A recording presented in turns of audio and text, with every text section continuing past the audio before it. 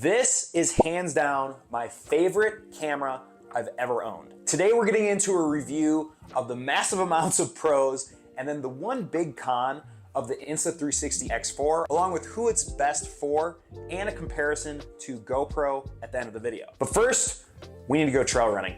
Let's go. Oh my gosh, guys, it's such a beautiful day here. I gotta show you guys this view. Look at that.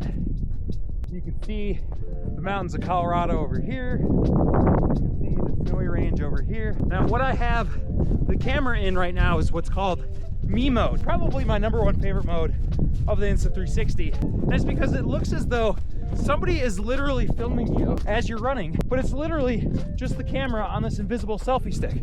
The invisible selfie stick is extended.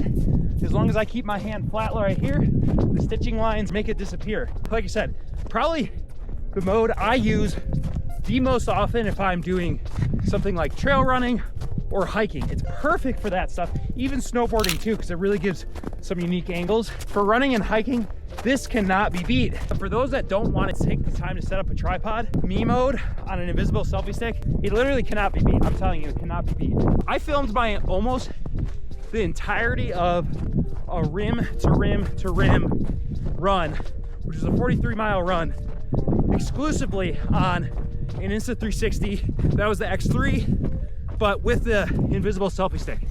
And it was great because I knew it was gonna be a huge effort, and I didn't want to sit there setting up my shots. So I brought this along, tucked it in my vest, and it was great. One thing too with the invisible selfie stick is it tucks in great. You can put it right into a running vest like this. You can put it into one of the trekking pole holes in the Black Diamond 15. You can also use an actual dedicated invisible selfie stick holder and put it directly on a backpack. Insta360 makes these and works out super well too. How I actually got onto the Insta360 in the first place was I was watching a mountaineering video on Mount Hood, and I saw this guy, it looked like this, and I could not figure out for the life of me how he was getting these shot angles. And excuse me for kind of pantsing, I'm kind of going uphill here. Once I figured out what he was shooting with, I said, oh my gosh, I need that in my arsenal of filming. Guys, and just look how good this audio is. I mean, you would think that I had this on some sort of external microphone. No, this is the native Insta360 microphone that's trying to catch me as I'm catching my breath going uphill here. Okay, so we're about to do the real test of the stabilization. This is going downhill. Let's hit it.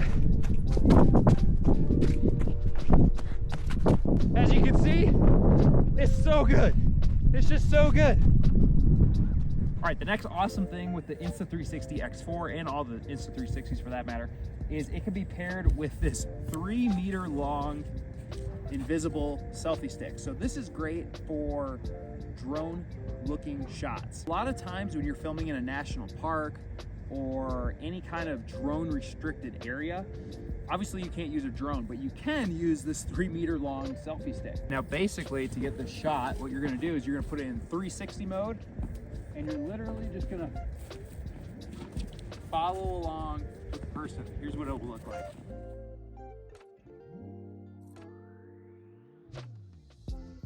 The next thing I want to show you guys is the 360 view of the Insta360. This is one of my favorite features of it. #1, because if I have a bad angle on my POV from the camera on my helmet, I can manipulate it in post to make it look amazing. We're gonna go climbing, and I'm gonna show you how to do that in post right after.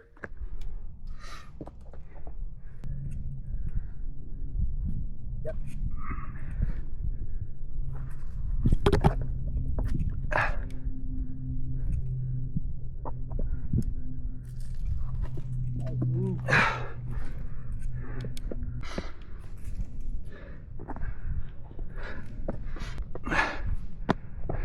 Yep, so I'm pretty sure, because there's a trail go right there. And then we go up that way. So, okay guys, so I'm gonna show you how I edited that in post. So here we go. There's a couple key things that you guys have to know about this. #1, and I talked about this a little bit before, but especially when you're climbing and you're under rocks and things like this, you need to be very cognizant of the lens, that it's not scraping that. which sounds like a no duh, but make sure you're doing that. And the other thing is make sure you have a lens guard on it. I didn't have it on it for this one because I wanted to show you how crisp and clear the 8K was, which it is, but just be aware of that. You don't want to scratch that lens. What I typically will do is I'll scrub through here and I'll kind of just see exactly what it is that I want to capture in the first place, and I will bring this and I'll trim this up to basically about that spot. Something with this video I want to point out, and this is very, very important. So how I had the Insta360 sitting on this particular helmet on this particular video here was I had it off-centered like this. This is the center of the helmet. It was off-centered like this. What you need so that stitch line doesn't go across the helmet or across your head is you need to have it straight on. So the stitch line is not across the helmet like it is with mine. The reason I wasn't able to do that with mine was because, as you can see here, this is no fault to the Insta360. This is just my helmet mount. I was afraid to keep twisting this forward because I've had it where I've had enough torque trying to twist that the mount comes off, and that was the only mount that I had on for that day. And I knew that if I twisted that off, obviously I wouldn't get any footage to show you guys how this 360 works. So I just kept it like this. That stitch line is normally not there, and to prove that, I'll show you the X3 in action where I had it square.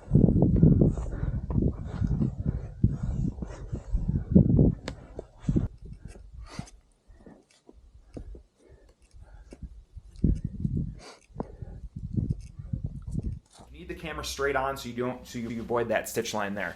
This is still going to be great to show off what the Insta360 can do, especially in the 8K mode. So, I mean, look at this right here. This is in 8K, and there's no video editing to this at all. I mean, there's no color editing. You can add that over here. So let's see, boom, right here. Color plus if you wanted to add it there. That already looks good. Clarity plus, blah, blah, blah. So you can add all of this type of stuff. If I add anything, it's usually color plus. What's really awesome about this 360 camera, and this is why I love it so much, the fact that you can get any angle you want. If I want to have a video where it's just me in POV mode, I can do that. You can see me climbing in POV mode right here. Boom. See, I adjusted it a little bit there. You can see me climbing in POV mode here. Or if I wanted to show behind me, like how steep it is and how exposed what we're climbing is, I can twirl the view around. I can also use my mouse. I can zoom out here and it will kind of give more of a, I don't know, a larger view. I don't particularly like that. I like to basically be in a little bit more tighter so it looks real. I think it looks a little bit weird when you zoom out like this, and I like it. So what I'll do typically with these videos is I'll do a mix of this shot where I'm getting it down back at me and the POV shot here. Let's say that you have your camera on your helmet. Let's say that it's actually straight like a normal person, right? Let's say that you have that. Okay. The problem with something that is not a 360 camera, such as a GoPro, is and I would always encounter this, I would have either an angle shot too low or it would be too high like this, and I wouldn't know until I got back into the studio trying to edit. And so what's awesome about the 360 is that even if you are maybe a little bit too high with this, as you can see here, you can manipulate the camera angle because it's in 360 in post.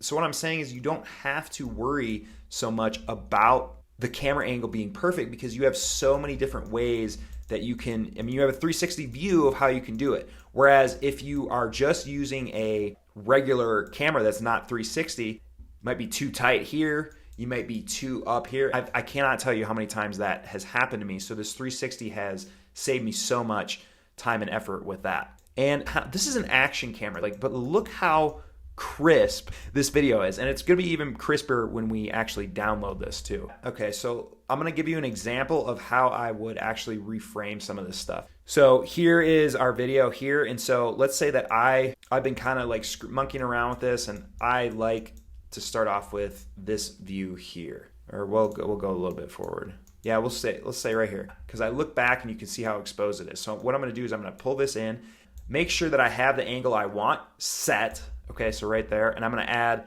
what's called a keyframe. Boom. So a keyframe is essentially just a stop in time. You're basically freezing the camera angle to what you want it to be. So from here on out, if I don't add another keyframe, this is going to be the camera angle. But what's great about this Insta360 is that I can redo a keyframe. So Now I'm climbing, so I want to spin it around. I want to show the POV here. So I'm going to center it here. I'm going to add another POV. So as you can see here, the angles are all different. So if we rewind, it's going to, and right here, it's going to slowly smooth dissolve back into that. Now, if you want it to be a hard cut, you can just hit no dissolve there, and it'll basically just jump cut like a regular video.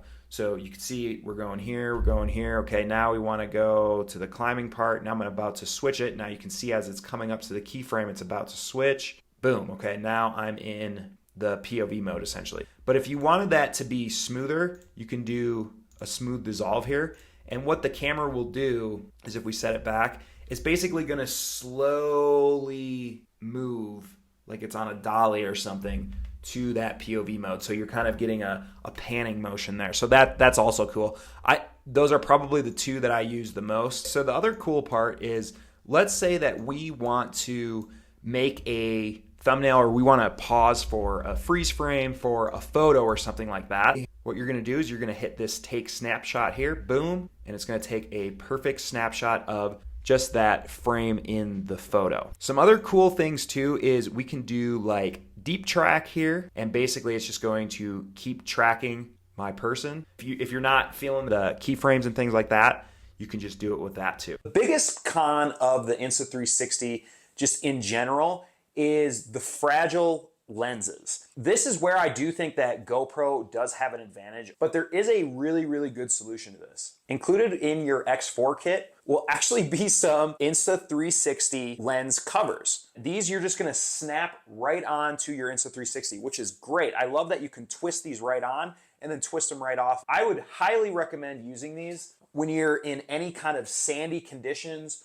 or if you're doing any kind of climbing. It has a proclivity of scraping up against the rocks if you have it extended out your backpack, or if you have it in the POV view. I have scratched my Insta360 lens before, and then I tried fixing it, which I do not recommend. And I sent it back into Insta360, and they gave me a discount off of another X3 because I needed another camera.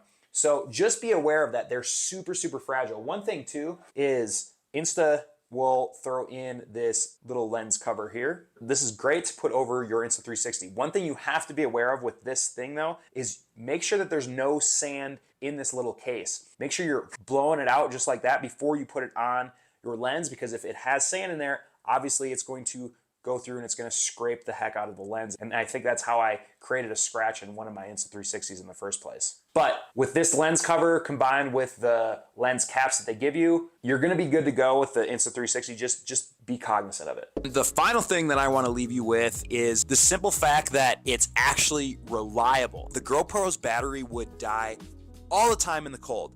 And actually the story on how I actually stumbled upon an Insta360 was I was splitboarding down Mount Hood in early 2023, and what happened to the GoPro? Not only did the battery die immediately in the cold within minutes, but I also had to format my SD card. Now, I had to do that many times in the past as well. I'll show you a clip here. And this is why I wanted to try and use my GoPro on this trip to see how reliable it is. It's reading SD card error. The only thing you can do is to reformat it, which means deleting all your media, which this has happened to me before. It really sucks, like when you put a lot of time and effort into something and it's just deleted. Like, it's the worst feeling in the world. So I had some really good footage and hopefully it's not lost. Not only did I lose my media, but like I said before, in the cold, the battery was absolutely terrible. I actually got a text from one of my buddies asking about how do you make the GoPro's battery last in the cold, and I simply shot back, you just got to get an Insta360. So I couldn't be more of a fanboy for Insta360s. I just think that they are like the ultimate tool for an outdoor creator. Now to the best news of the entire video. Insta360 is doing a huge sale for the first time ever on Black Friday and through December for the Insta360x4. So if you're interested in that, go ahead and click the link down in the description below. We'll see you for the next video.